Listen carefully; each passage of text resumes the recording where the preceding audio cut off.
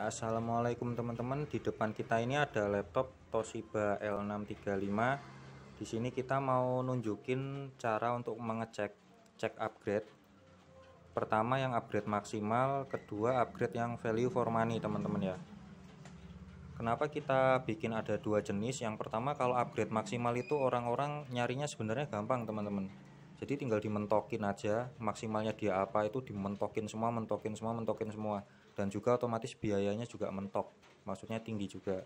Nah, spek yang kedua itu kita mau ngeliatin cara nyari spek yang upgrade value for money, yaitu biayanya nggak terlalu keluar banyak banget, tapi kita udah dapat performa yang kita butuhkan. Oke, kita cek yang pertama dulu. Untuk sekedar informasi, ini yang Toshiba yang sekarang di depan ini L635 sudah kita upgrade ke spek value for money ya teman-teman ya. Sudah selesai maksudnya. Tapi kita liatin juga caranya yang untuk upgrade maksimalnya dia bagaimana. Kita liatin. Ini yang pertama yang paling gampang, RAM dulu. Di sini kita lihat, kita biasa pakai software AIDA 64 ya. Pakai AIDA 64. Ketika sudah terbuka nanti milih bagian motherboard di sini. Setelah motherboard, pilih yang chipset. Nah, nanti akan terbuka jendela seperti ini. Kelihatan ini maksimum RAM-nya adalah 8 GB. Maksimumnya dia adalah 8 GB, teman-teman ya. Jadi untuk RAM maksimalnya dia 8 GB udah ketemu. Nah, sekarang tinggal value for money-nya gimana? Ini sebenarnya spek seri yang kita pegang ini L635 yang seri P6000 berapa ya, lupa, 6100 atau 6200 atau 6300, kita agak lupa karena L635 itu ada 3 varian teman-teman. Varian Intel itu dia ada 2, yang prosesornya P6000 berapa ya, pokoknya sekitar P6000an lah ya. RAM-nya kayaknya sih 1 GB atau 2 GB, kita lupa bawaannya. Kalau yang varian kedua itu yang Core i3 dengan RAM 2 GB. Varian yang ketiga itu dia yang pakai ATI Radeon VGA-nya. Nah, yang kita buat model ini itu yang model pertama, teman-teman ya. Di sini kita lihat tulisannya ini, teman-teman. Dual channelnya aktif ya. Aktif mode dual channel. 128 bit. Ini kita lihat dulu. Ini kalau speknya ngikutin bawaannya misalnya 2 GB atau 1 GB ya, itu dia baru single channel statusnya, teman-teman. Kalau single channel dia di sini angkanya adalah 64 bit. 64 bit. Nah, ini kita liatin speknya. Spek yang kita pasang cuma 3 GB. Di sini cuma 3 GB aja. Di sini pakai Windows 10 Pro yang terbaru 20H2 ini ya. Ini yang terbaru ya, 20H2. Windows 10 yang terbaru dengan hanya RAM 3 GB, teman-teman. Ini berapa bit ini? Operating sistemnya 64 bit. Kenapa kita pilih yang 3 GB? Karena itu untuk mengaktifkan si dual channelnya ini, teman-teman.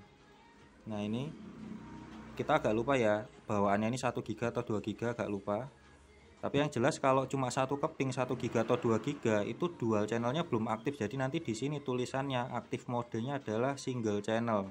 Dan angkanya di sini adalah 64 bukan 128. Nah, dengan kita tambahin RAM satu lagi dengan frekuensi yang sama ya, ini akan jadi aktif dual channel. Otomatis dari 64 ke 128 dia udah naik 2 kali lipat, walaupun RAM yang kita tambahin tadi cuma mentok tadi berapa ya, ini 3 GB aja tuh, cuma 3 GB. Nah, tapi ini tadi upgrade RAM harus dibarengi dengan upgrade lainnya, teman-teman ya. Harus diiringi dengan upgrade lainnya karena RAM nggak bisa berdiri sendiri. Nah, ini teman-teman, ini aslinya dia itu yang P6000-an, teman-teman ya. Stikernya bukan yang ini. Karena sudah kita upgrade, kita ganti casing sekalian karena casing yang P6 itu juga agak jelek ya. Ini casingnya kita ganti biar agak bagus, dan stikernya pun asli ini ya, masih bawahnya Core i3. Nah, dari P6000 berapa itu kita ganti ke Core i3 yang ini, Core i3 yang 380. Nah, kenapa kita milih 380? Nah, penting banget teman-teman, sebelum upgrade itu harus ngelihat spek prosesor, daftar prosesor. Wah, casingnya ini bening ya. Nah, ini kita liatin daftar prosesornya, teman-teman ya. Jadi teman-teman harus ngelihat. Kalau pengen yang lebih spesifik, video kita juga sudah ada di sini. Untuk value format untuk maksimumnya kita cek aja di sini. maksimumnya dia adalah ini Core i7 yang 640 ya teman-teman ya, untuk maksimumnya ini.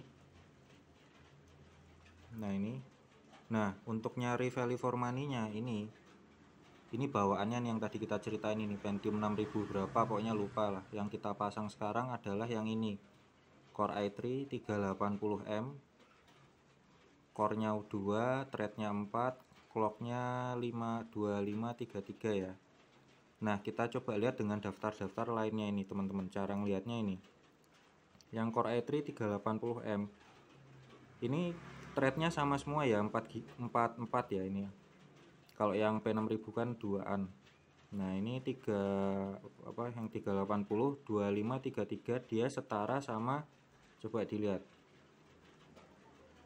dia udah setara sama Core i5 yang 430 tuh.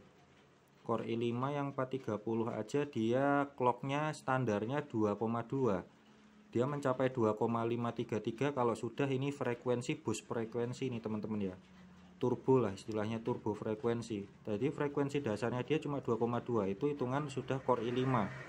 Sedangkan Core i3 yang Core i3 yang kita pasang ini frekuensi dasarnya udah 2,5. Ini kalau kita nyari kecepatan ya teman-teman ya, kita nggak nyari apa namanya hemat-hematan, karena yang dimaksud turbo itu sebenarnya untuk menghemat daya baterai. Karena kalau udah laptop lama kan biasanya nggak ngejar banget ya daya tahan baterai, tapi lebih ke performa. Ini yang kita liatin performa. Terus dia ini 2,533. Jadi mana ini? Nah yang ini Core i5 430M 2,533 itu aja udah turbonya dia. Nah ini yang dilihat, berarti ini kalau kita pakai yang Core i3 ini sebenarnya udah setara sama Core i5, bahkan bisa dikatakan lebih kencang. Kenapa? Karena Core i5 sering pakai frekuensi dasar 2,2, dia jarang untuk pakai 2,5 nya teman-teman. Turbonya itu jarang aktif kok itu, kalau turbo boostnya itu jarang aktif kalau yang punya ini, hanya sesekali. Tapi kalau yang Core i3 terus-terusan aktif ya. Terus value for money kedua, dia pakai Core i5 yang berapa? Coba bisa teman-teman lihat sendiri aja, bisa milih. Nah yang mana coba? Nah ini kalau menurut kita ya teman-teman ya, value for money yang kedua adalah Core i5 yang 480M.